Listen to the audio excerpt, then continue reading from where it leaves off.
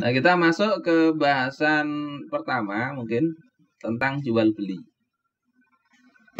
Di dalam hadis, ya, perdagangan ini juga bisa menjadikan orang celaka, bisa juga membuat orang kelak di akhirat mendapatkan karunia Allah Ta'ala.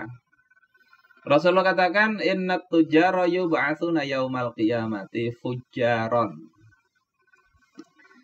Para tajir, tujjar jamak dari tajir, itu akan dibangkitkan pada hari kiamat dalam keadaan bersama orang-orang fajir. Fajir itu artinya orang yang durhaka, menyimpang. Illa manittaqallaha, kecuali orang yang bertakwa pada Allah.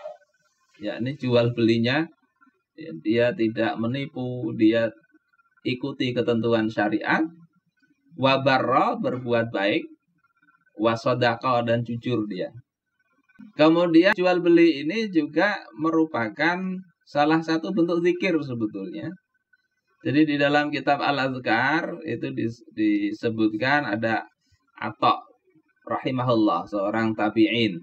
Beliau mengatakan majalisul zikri huwa majalisul halal wal haram. Majelis zikir itu adalah majelis halal haram. Kaifa tashtari wa tabi'u.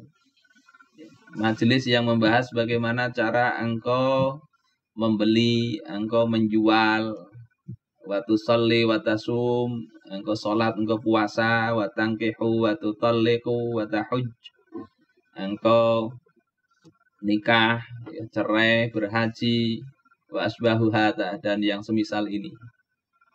Jadi kadang ini ada kekurang tepatan di masyarakat, kadang lebih senang berzikir dalam artian zikir lisan daripada belajar. Belajar halal haram ini majelis zikir. Bahkan ini lebih utama daripada majelis yang zikir lisan. Sebagaimana diriwayatkan oleh Imam Ahmad dalam kitab Az-Zuhad. Jadi ada Ibnu Syauzab bercerita bahwasanya Abu Sawwar Al-Adawi itu berada pada suatu halaqah, suatu pertemuan, pengajian, yatadzakaru fihal ilm, yang dalam pertemuan itu membahas ilmu. Dan di tengah-tengah mereka ada seorang pemuda. Kemudian mengatakan, qulu subhanallahi walhamdulillah. Kalian ini katakan saja subhanallah walhamdulillah, berzikirlah. Faghadiba Abu Sawwar. Abu Sawwar marah. Faqala waihak, celaka engkau. Fi ayyi syai'in kunna idzan. Kami ini menurut engkau sedang ngapain? Abu Sawwar ini sedang belajar ilmu halal haram, kok malah dianggap remeh dengan disuruh mengucapkan subhanallah walhamdulillah, berzikir lisan. Jadi ini penting sekali belajar hal-hal seperti ini, tentunya bagi yang belum tahu. Kalau yang sudah tahu, ya belajar ini tetap bagus tetapi hendaknya dipelajari juga yang lain. Nah, kita masuk ke pembahasan jual beli. Apa sih jual beli itu? Didefinisikan secara syarok saja, langsung kita masuk ke intinya, bahwasanya jual beli itu adalah mubadalatu malin, pertukaran mal atau harta, bimalin, dengan harta. Jadi kalau pertukaran harta dengan tenaga itu bukan jual beli. Membikinkan rumah dikasih duit, itu bukan jual beli, tapi itu ijarah. Jadi harta dengan harta, misalnya uang dengan nasi bungkus, uang dengan sepeda motor, atau sepeda motor ditukar dengan emas, itu jual beli. Malin bimalin. Tamlikan watamallukan, dengan pelimpahan hak milik dan penerimaan hak milik. Jadi yang satu harus memberikan, satunya menerima. Saling memberi, saling menerima. Jadi misalnya kayak jual beli nasi bungkus, yang punya uang memberikan kepemilikan uangnya, yang satunya menerima kepemilikan uang, yang penjual memberikan kepemilikan nasinya, yang punya uang menerima kepemilikan nasi. Jadi tamlikan wa tamallukan. Kalau sekedar tamlikan saja itu hibah nanti. Pelimpahan hak milik, bukan jual beli. Nih, duit. Sudah diterima. Kemudian ala sabilit tarodi, dengan jalan saling ridho. Kalau tidak ridho itu namanya pemaksaan, bukan jual beli. Ini definisi yang saya rasa cukuplah di antara banyak definisi jual beli. Jadi ada pertukaran harta, ada perubahan pelimpahan hak kepemilikan, kemudian ada saling rela. Nah, apa saja yang menjadikan jual beli itu sah atau tidak, dilihat nanti ada rukun, ada syarat. Jadi menurut mayoritas ulama, rukun itu kan artinya tiang. Rukun itu tiang, penyangga. Kalau tidak ada tiangnya ya roboh. Salah satu tiangnya tidak ada, maka bangunannya juga nggak sempurna. Ada 4 rukun jual beli itu. Pertama, adanya penjual. Jadi amun kada ada yang jual, barang begitu saja ada, diambil kemudian diandak. Ini duitnya lah. Terus dia katakan ya, padahal hanya seorang yang bilang ya itu, maka juga nggak sah. Kemudian yang kedua ada pembeli. Penjual, pembeli. Kemudian yang ketiga ada sigot. Sigot ini ijab dan qabulnya, baik dengan lisan atau dengan tulisan atau dengan perbuatan yang menjadikan itu ada relaan. Kalau kayak kantin kejujuran ya ada pertanyaan masuk. Kantin kejujuran itu ya nggak jadi masuk jual beli. Ya, nggak sah itu kalau dianggap jual beli. Tapi kalau dianggap itu hibah ya hibah. Artinya yang punya barang dia mengambil itu, kalau orang merelakan ambil aja, satunya infak. Bisa begitu. Tapi kalau jual beli tidak terpenuhi syarat jual beli. Memang ada istilah jual beli mu'atoh. Mu'atoh itu nggak ada ijab qabul, tapi saling andak aja. Misalnya sudah ada telur asin tulisannya 3.000. Ada yang menjagai di situ. Kemudian mengambil, menjulung duit 3.000. Nggak ada lisan apapun. Tapi sama-sama paham. Maka itu kalau dalam mazhab Syafi'i yang muktamad tidak sah. Tetapi yang sebagian Syafi'iyah itu mengatakan sah. Nah, Syekh Taqiyuddin An-Nabhani beliau juga menyatakan jual beli mu'atoh itu juga sah sebetulnya. Karena terpenuhi tadi ijab qabul itu tidak mesti dengan lisan.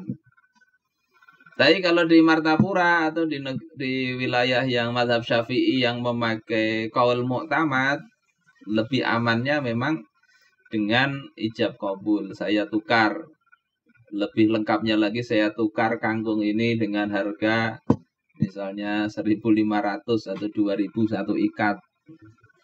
Keburu dimarahin orang, kepanjangan ngomongnya ya. Biasanya saya tukar, sudah paham aja itu. Satunya saya jual. Ijab qabul itu di situ. Kalau mau keluar dari ikhtilaf, gunakan ijab dan qabul. Tapi sebetulnya ada ulama yang membolehkan tadi jual beli mu'atoh asal jelas tadi ya. Jadi kalau kantin kejujuran tidak jelas siapa dengan siapa tadi. Jual beli mu'atoh itu ada pembeli, ada penjual, cuma nggak ada ijab qabul. Kalau barang berandak saja itu ya bukan jual beli ngarannya. Rukun keempat itu ada barang yang jadi objek transaksi. Ini rukun jual beli ya. Penjual, pembeli, ada sigot, ada barang. Nah, masing-masing ini nanti ada syaratnya. Penjualnya ini syaratnya apa? Anak kecil sah atau tidak? Nanti ada pembahasan itu. Pembeli juga begitu. Syarat-syarat barang yang jadi objek transaksi ini juga ada. Ini terkait rukunnya. Kemudian syarat-syarat jual beli itu ada 4. Ya, kalau dirinci syarat-syarat itu ada 4. Yakni syarat in'iqad, bukan hanya bai'at aja, in'iqad. Jual beli ada syarat in'iqad. In'iqad itu syarat terakatkannya. Sehingga kalau itu kurang, maka jual belinya tidak sah. Kemudian ada syarat nafat, syarat sah, dan syarat luzum. Ini bisa dilihat di Al-Fiqh Al-Islami wa Adillatuh. Apa saja itu? Kita bahas sedikit dulu. Pertama, syarat in'iqad. Pertama, ya, syarat in'iqad ini adalah orang yang berakad itu telah berakal atau mumayyiz. Jadi pembeli maupun penjual, kalau dia tidak berakal, gila misalnya, maka nggak sah jual beli dengan orang gila. Yang kedua, mumayyiz. Jadi kalau anak kecil umur 5 tahun nggak bisa membedakan baik salah, nggak ngerti dia, maka juga tidak sah jual beli, harus mumayyiz. Mumayyiz itu rata-rata kalau orangnya normal itu sekitar usia 7 tahun itu sudah mumayyiz. Cuma nanti ada ulama lain yang mensyaratkan itu harus baligh. Jadi mumayyiz nggak cukup. Apalagi untuk barang-barang yang sifatnya barang berharga, jual beli rumah misalnya, maka mumayyiz nggak cukup. Jadi kalau jual beli pentol misalnya, oke lah biarin aja, mengambil pendapat asal mumayyiz boleh.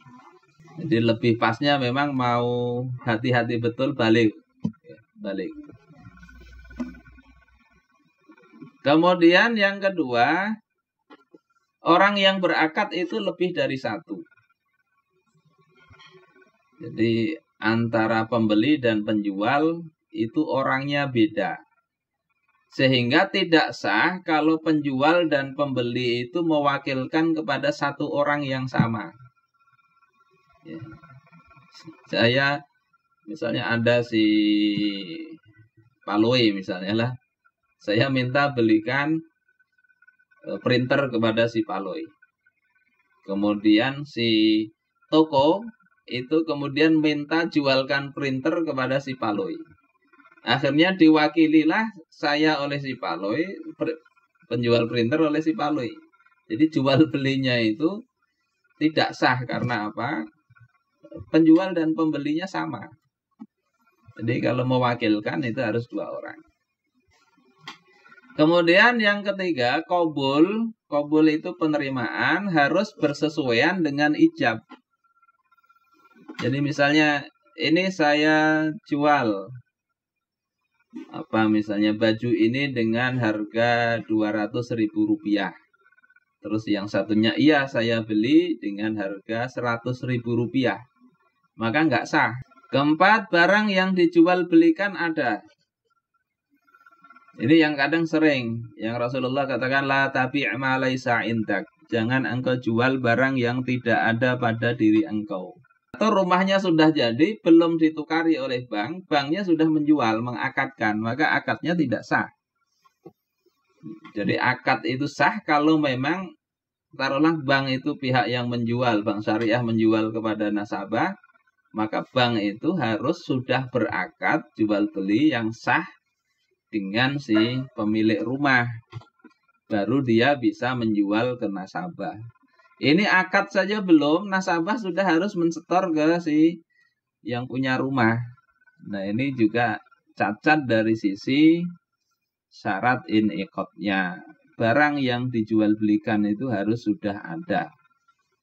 Kecuali nanti ada pembahasan yang lainnya, ya ini bai'us salam atau bai'us salaf dengan istisna. Nah itu 2 hal itu tidak mesti barangnya ada, tapi nanti syarat dan ketentuannya berlaku. Kemudian barangnya bisa diserahkan. Jadi amun menjual pas banjir misalnya lah, ini punya tambak ikan lele. Kujual lah lele tambakku 1 kilo misalnya, murah aja gin. Kalau di pasar Selawe ini kujual 15. Terus mana lelenya? Cari sendiri. Maka itu tidak sah juga ya. Atau itu yang barang yang hilang dia jual. Jadi barang itu yang sah dijual belikan kalau memang bisa diserahkan. Namun kalau bisa diserahkan, dijual bisa.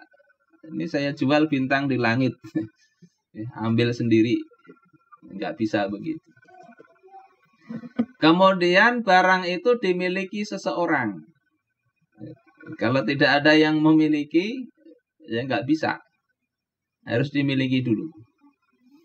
Kemudian tidak diharamkan memilikinya. Jadi kalau barang haram, misalnya babi, misalnya bagi seorang muslim, maka dia tidak boleh menjual belikan ya, khamr, minuman keras. Tapi kalau dia orang Nasrani, orang Yahudi, menjual itu ke sesama Nasrani, yaitu transaksi mereka legal aja. Syarat kelima, satu majelis, yakni tidak terpisah antara ijab dan qabul. Jadi harus bersatu atau berhubungan antara ijab qabul. Adapun kalau lewat surat atau telepon itu dianggap satu majelis juga. Jadi ada 5 ini secara umum syarat in'iqad. Kalau salah satunya tidak terpenuhi maka akadnya itu batal. Nggak bisa diapa-apa. Yang namanya akadnya batal itu dianggap tidak ada konsekuensi hukum. Walaupun barangnya berpindah, itu statusnya masih barang orang lain.